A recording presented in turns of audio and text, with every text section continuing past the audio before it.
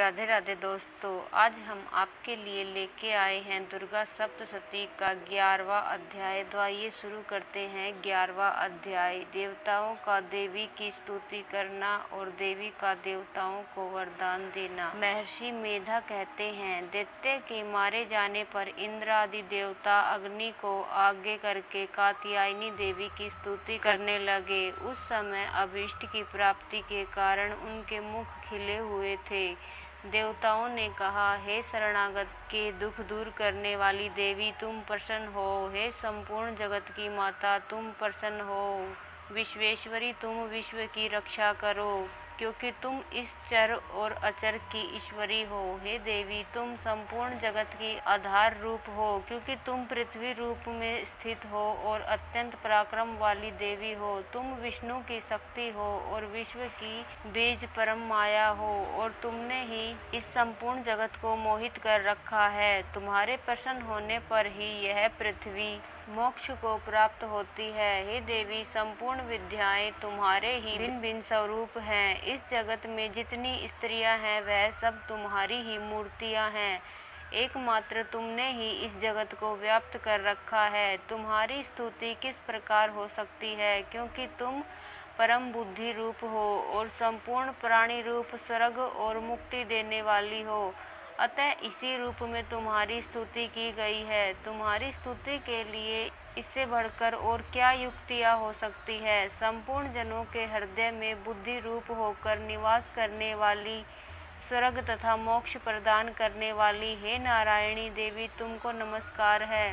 काला काष्ठ आदि रूप से अवस्थाओं को परिवर्तन की और ले जाने वाली तथा प्राणियों का अंत करने वाली नारायणी, तुमको नमस्कार है। हे नारायणी, संपूर्ण मंगलों के मंगल रूप वाली, हे शिवे, हे संपूर्ण प्रयोजनों को सिद्ध करने वाली, हे शरणागत वत्सला, तीन नेत्रों वाली गौरी, तुमको नमस्कार है। सृष्टि स्थिति तथा संहार की शक्ति भूता सनातनी देवी, गुणों का आधार तथा सर्व सुखमयी नारायणी, तुमको नमस्कार है। हे शरण में आए हुए शरणागतों को दीन दुखियों की रक्षा में तत्पर, संपूर्ण पीड़ाओं के हरने वाली, हे नारायणी, तुमको नमस्कार है। हे नारायणी, तुम ब्रह्माणी का रूप धारण करके हंसों से जुते हुए विमान पर बैठती हो तथा कुछ से अभिमंत्रित जल छिड़कती रहती हो। तुम्हें नमस्कार है। माहेश्वरी रूप में त्रिशूल, चंद्रमा और सर्पों को धारण करने वाली, हे महा वृषभ वाहन नारायणी, तुम्हें नमस्कार है। मोरों तथा कुक्कुटों में घिरी रहने वाली महाशक्ति को धारण करने वाली, हे कौमारी रूप धारणी निष्पाप नारायणी, तुम्हें नमस्कार है। हे शंख चक्र गदा और सार्ग धनुष रूप आयुधों को धारण करने वाली वैष्णवी रूपा नारायणी, तुम हम पर प्रसन्न हो, तुम्हें नमस्कार है। हे दांतों पर पृथ्वी धारण करने वाली वाराह रूपणी कल्याणमयी नारायणी, तुम्हें नमस्कार है। हे उग्र नरसिंह रूप में दैत्यों को मारने वाली, त्रिभुवन की रक्षा में संलग्न रहने वाली नारायणी, तुम्हें नमस्कार है। हे मस्तक पर किरीट और हाथ में महावज्र धारण करने वाली, सहस्त्र नेत्रों के कारण उज्ज्वल वृत्रासुर के प्राण हरने वाली ऐन्द्री शक्ति, हे नारायणी, तुम्हें नमस्कार है। हे शिवदूती स्वरूप से दैत्यों के महामद को नष्ट करने वाली, हे घोर रूप वाली, हे महाशब्द वाली, हे नारायणी, तुम्हें नमस्कार है। दाढ़ों के कारण विकराल मुख वाली, मुंडमाला से विभूषित मुंड मर्दनी चामुंडा रूपा नारायणी, तुम्हें नमस्कार है। हे लक्ष्मी लज्जा महाविद्या श्रद्धा पुष्टि सौधा ध्रुवा महारात्रि तथा महाविद्या रूपा नारायणी, तुमको नमस्कार है।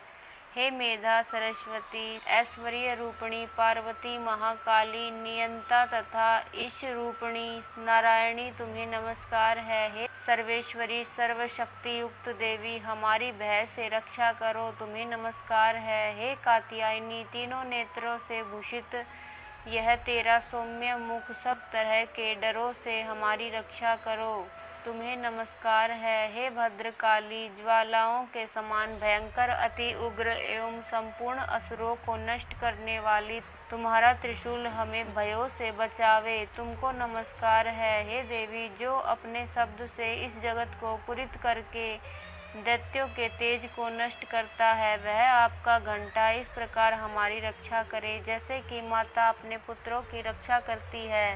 हे चंडी के असुरों के रक्त और चर्बी से चर्चित जो आपकी तलवार है, वह हमारा मंगल करे। हम आपको नमस्कार करते हैं हे देवी, तुम जब प्रसन्न होती हो तो संपूर्ण रोगों को नष्ट कर देती हो, और जब रुष्ट हो तो संपूर्ण वांछित कामनाओं को नष्ट कर देती हो। और जो मनुष्य तुम्हारी शरण में आते हैं उन पर कभी विपत्ति नहीं आती, बल्कि तुम्हारी शरण में गए हुए मनुष्य दूसरों को आश्रय देने योग्य हो जाते हैं। अनेकों रूपों से बहुत प्रकार की मूर्तियों को धारण करके इन धर्मद्रोही असुरों को तुमने संहार किया है। वह तुम्हारे सिवा और कौन कर सकता था। 14 विद्याएं, 60 शास्त्र और 4 वेद तुम्हारे ही प्रकाश से प्रकाशित हैं, उनमें तुम्हारा ही वर्णन है। और जहाँ राक्षस, विषैले सर्प, शत्रुगण है, वहाँ और समुद्र के बीच में भी तुम साथ रहकर इस विश्व की रक्षा करती हो।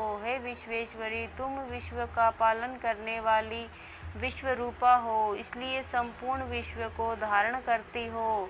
इसलिए ब्रह्मा, विष्णु, महेश की भी वंदनीय हो, जो भक्ति पूर्वक तुमको नमस्कार करते हैं, विश्व को आश्रय देने वाले बन जाते हैं। हे देवी, तुम प्रसन्न हो और असुरों को मारकर जिस प्रकार हमारी रक्षा की है, ऐसे ही हमारे शत्रुओं से सदा हमारी रक्षा करती रहो। संपूर्ण जगत के पाप नष्ट कर दो और पापों तथा उनके फल स्वरूप होने वाली महामारी आदि बड़े बड़े उपद्रवों को शीघ्र ही दूर कर दो। विश्व की पीड़ा को हरने वाली देवी, शरण में पड़े हुओं पर प्रसन्न हो। त्रिलोक निवासियों की पूजनीय परमेश्वरी, हम लोगों को वरदान दो। देवी ने कहा, हे देवताओं, मैं तुमको वर देने के लिए तैयार हूँ। आपकी जैसी इच्छा हो वैसा वर मांग लो, मैं तुमको दूंगी।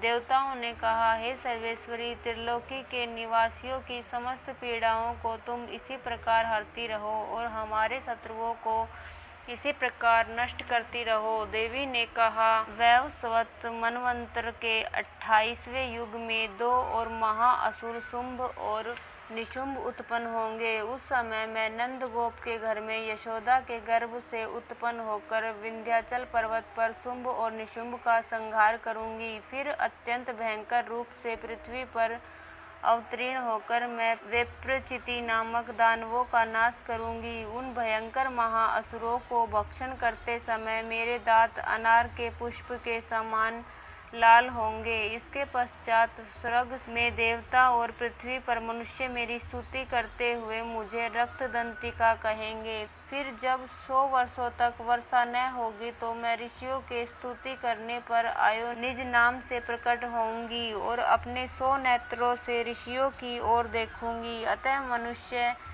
शताक्षी नाम से मेरा कीर्तन करेंगे। उसी समय मैं अपने शरीर से उत्पन्न हुए प्राणों की रक्षा करने वाले शाकों द्वारा सब प्राणियों का पालन करूंगी और तब इस पृथ्वी पर शाकंभरी के नाम से विख्यात होंगी। और इसी अवतार में मैं दुर्ग नामक महिषासुर का वध करूंगी और इससे मैं दुर्गा देवी के नाम से प्रसिद्ध होंगी। इसके पश्चात जब मैं भयानक रूप धारण करके हिमालय निवासी ऋषियों महर्षियों की रक्षा करूंगी, तब भीमा देवी के नाम से मेरी ख्याति होगी। और जब फिर अरुण नामक असुर तीनों लोकों को पीड़ित करेगा, तब मैं असंख्य भ्रमरों का रूप धारण करके उस महादैत्य का वध करूंगी। तब स्वर्ग में देवता और मृत्युलोक में मनुष्य मेरी स्तुति करते हुए मुझे भ्रामरी नाम से पुकारेंगे। इस प्रकार जब जब पृथ्वी राक्षसों से पीड़ित होगी, तब तब मैं अवतरित होकर शत्रुओं का नाश करूंगी। तो दोस्तों, यहीं पर 11वां अध्याय समाप्त होता है। यदि आपको अगले अध्याय सुनने हैं तो हमारे चैनल को सब्सक्राइब कर ले, ताकि आपको आने वाले हर अध्याय की नोटिफिकेशन मिल जाए। धन्यवाद दोस्तों।